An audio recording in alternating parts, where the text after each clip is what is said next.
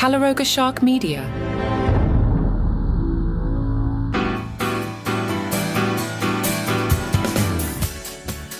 Hey there, basement dwellers. It's your host, Journey Joe, back with another deep dive into the wild world of streaming TV. Today, we're sinking our teeth into episode 5 of The Bear Season 3, titled Children. And let me tell you, folks, this one's got more layers than a Chicago deep dish pizza. First off, can we talk about the MVP of this season? That's right, I'm talking about Fak.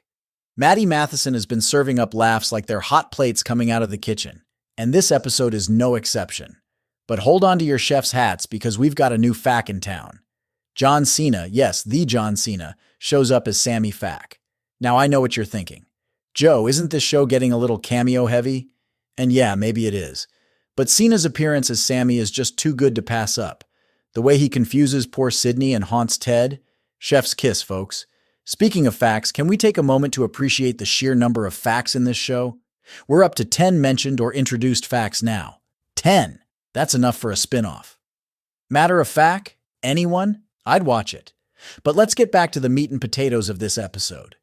Children is very much a move the plot along kind of installment, but it does it in that classic Bear style. Chaotic, funny, and with just a touch of existential dread. We've got Carmy dealing with the fallout of his spending habits. Our boy's been dropping cash on fancy ingredients like they're going out of style, and now it's time to face the music. Enter Nicholas Computer Marshall, played by Brian Koppelman. This guy's here to crunch numbers and crush dreams, and he's not taking any prisoners. Now, I've got to say, seeing Carmy get a reality check is both satisfying and a little heartbreaking. Jeremy Allen White continues to knock it out of the park with his performance. You can see the wheels turning in Carmy's head as he realizes he might have to compromise on his vision. It's a classic chef's dilemma, art versus commerce, and the bear is handling it beautifully. But it's not all doom and gloom in the kitchen. We get some great character moments in this episode. Sydney and Marcus have a heart-to-heart that's equal parts awkward and sweet. These two have been through a lot, and it's nice to see them clear the air. Plus, Sydney's quip about the Dead Moms Club? Dark humor at its finest, folks. And can we talk about sugar for a second? Abby Elliott doesn't get enough credit for her work on this show. Her scene with Marcus explaining lightning crotch? Hilarious and oddly touching. It's these little moments that really make the bear special. Now let's address the elephant in the room, or should I say, the duck.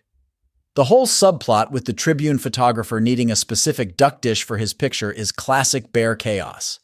It's funny, it's stressful, and it perfectly encapsulates the daily madness of running a restaurant. But here's what I really love about this episode. And the season as a whole, really.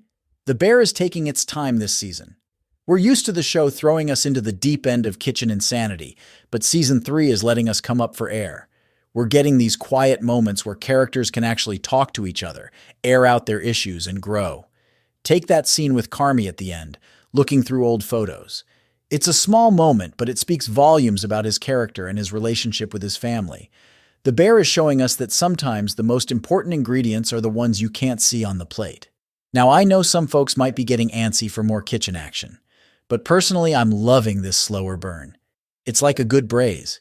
You've got to give it time to develop those flavors. So what do you think, fellow basement dwellers? Are you enjoying the pace of this season? What do you make of all these facts? And most importantly, do you think Carmy can turn things around financially without compromising his vision?